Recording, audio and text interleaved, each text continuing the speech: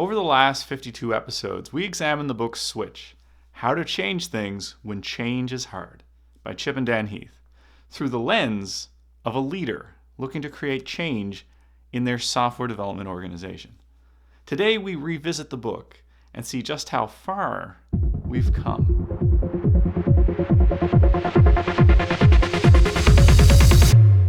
We began the book by examining 3 surprises about change.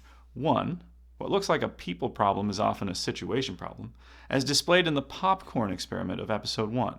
2, what looks like laziness is often exhaustion, as illustrated in the cookies and radishes study in episode 3. And 3, what looks like resistance is often a lack of clarity, as shown in the West Virginia milk experiment of episode 5. I also applied these 3 concepts to software engineering environments. In episode 2, I described a situation problem that looks like a people problem in the form of poorly written user stories. In episode 4, an example of exhaustion being mistaken for laziness is the product owner that doesn't keep the backlog prioritized. In episode 6, I showed an example of lack of clarity showing up as resistance to new techniques, like pair programming, and I gave 2 tips on how to clarify the pair programming process and help reduce resistance. To address these 3 kinds of problems, the rest of the book focused on 3 things we can do to provide clarity, reduce exhaustion, and gain control of the situation. At this point, the rider and elephant metaphor was introduced. The rider is your rational mind that keeps the elephant under control when they agree on a direction. The elephant is your irrational mind that can quickly overpower the rider. The book breaks down into 3 major actions that you can take to produce a switch. 1, direct the rider. 2, motivate the elephant. And 3, shape the path. Directing the rider is about 3 things: finding bright spots, 2, scripting the critical moves, and 3, pointing to a destination. In episode 7, our journey took us to Vietnam, where Jerry Sternin used the find the bright spots technique at the level of a village to solve malnutrition and avoid the not invented here problem. In episode 8, we then applied the same concept at the individual level using solution-focused therapy. Instead of finding villagers who were bright spots in themselves, solutions-focused therapy found a time in a person's life when they were able to overcome the psychological problem that was the subject of their treatment, and expanding on that. In episode 9, I applied the bright spot concept to test-driven development and talked about how, in software organizations, learning from other teams that are similar to your own and who are already practicing at a higher level than you is a great way to address the not invented here problem that causes new practices to be rejected by teams who suspect it won't work here because our team is special in some way. We then motivated the need to script the critical moves by examining the paradox of choice in episode 10. We saw an example of an organization that scripted the critical moves to turn losses into profits in episode 11. Learn about what makes for a clear script by examining a disastrous example of what not to do in episode 12 on the food pyramid. And saw just how powerful the technique can be in episode 13 on scripting away child abuse using parent-child interaction therapy. I applied the same concept to software by having a script for refactoring in episode 14. I covered several definitions of technical debt and a 5-step process to make refactoring a regular part of the job of maintaining a code base. We ended the story of directing the rider by pointing to a destination. We saw in episode 15 how Laura Esserman pointed to an inspiring destination to build a breast care center at UCSF. In episode 16, we talked about the need for such destination postcards to leave no wiggle room by examining some changes in how BP increased their well drilling hit rate from 1 in 5 to 2 in 3. I applied the point to a destination concept in episode 17 to using continuous delivery to give a compelling direction to a software team, and how black and white rules are critical to achieving continuous delivery. The next major topic in the book after directing the rider was to motivate the elephant. Motivating the elephant consists of 1, finding the feeling, 2, shrinking the change, and 3, growing the people. We saw in episode 18 how Robin Waters, a trend manager at Target, transformed the company into a design powerhouse by helping executives to visualize and feel how good design could revolutionize their products and their company. I expanded on this in episode 19 by showing how team retrospectives help the team visualize their work and talk about how they feel. I walked through the 5-part Derby and Larson retrospective format and got specific about how to apply it in a team to ensure everyone has an opportunity to contribute. Expanding on the idea of finding the feeling, we were introduced to Attila the accountant in episode 20. Attila didn't feel empathy for his customers because he suffered from a positive illusion that accounting was all about attention to detail and rigor. By exposing him to the problems he was creating for customers, he found the feeling and learned to measure himself differently. I took the idea of breaking positive illusions to software teams in episode 21 by showing how walk-the-board stand-up meetings help us to visualize the work in ways that break the illusion that we are productively managing our work in progress when we are not. The final aspect of finding the feeling was to distinguish between positive and negative emotions.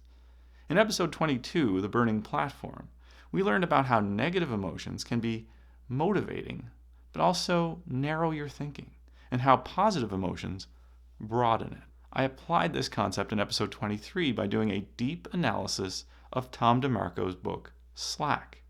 DeMarco tears down the idea of using tight deadlines to motivate, and shows how introducing slack in a schedule frees up the same kind of breadth of thinking that we saw in the previous episode with positive emotions.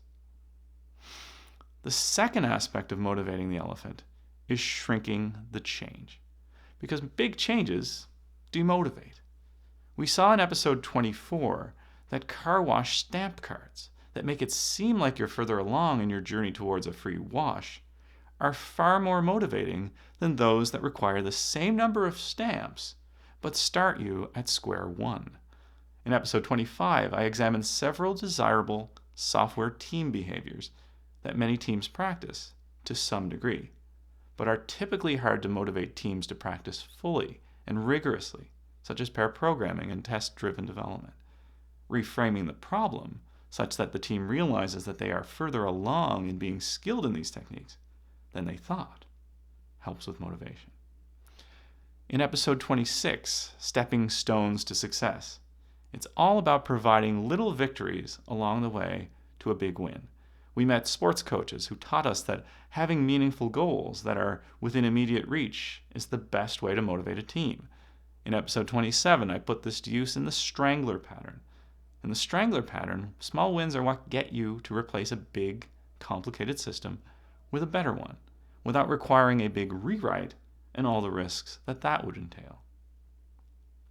The third and final aspect of motivating the elephant is to grow the people. We learned in episode 28 about a man who saved a parrot from destruction by growing a new identity for the people of St. Lucia as parrot stewards. In episode 29, I talked about growing a new identity for your team as Agile, DevOps, or XP practitioners by examining what they already take pride in. In episode 30, we learned about the two models of decision-making, the consequences and identity models, and how an identity model can cause us to vote against our own self-interest. In episode 31, the Cobra Effect, I applied the concept of an identity model to software developers who take on an heroic identity, and how rewarding heroics can have unintended side effects. We learned about an identity that had a much more positive effect in episode 32, when we examined how identifying with the profession of nursing led to better retention at Loveless Health System. In episode 33, we talked about building a new identity using the foot in the door technique. Expanding on the foot in the door technique in episode 34, I talked about growing a test automation engineer's sense of ownership with the listen to the tests technique. The final example of growing the people to motivate their elephants was to help them build a growth mindset. In episodes 35 to 39, I did a deep dive into Carol Dweck's book Mindset and applied the concepts to software organizations in general in episode 40, and more specifically to organizations attempting to adopt agile ideas in episode 41. The final section of the book, Switch, was all about shaping the path. This breaks down into 1, tweaking the environment, 2, building habits, and 3, rallying the herd. We saw in episodes 42 and 43 how the environment can be tweaked to drastically change behavior. TV shows like The Dog Whisperer and Super Nanny show how making simple environmental tweaks can get dramatic behavior changes out of dogs and children. And a study out of Stanford showed how simply providing a map transformed jerks into saints. We saw powerful examples of environmental tweaks in episode 44's sterile cockpit rule, and we learned about a highly structured way to address environmental influences in injury prevention with the Haddon Matrix in episode 45, where I showed how to apply it to software service outage prevention. Episode 46 taught us about the power of the environment to influence both our good and bad habits through the story of a veteran who returned from Vietnam an addict, but through the power of his environment, quickly kicked his habit. We learned about action triggers in episode 47 to make it more likely to stick to a new habit by tying it to an environmental cue that reinforces it. In episode 48, a daily habit of standing up at meetings that help logistics managers stay focused during Gulf War I showed up again in the daily Scrum ceremony, teaching us that to support a change, habits need to advance the mission and be easy to embrace. Episode 49 taught us how to reinforce good habits by using checklists. Finally, we learned about rallying the herd by seeing just how effective the influence of others' behavior is on our own in episode 50, the bystander effect.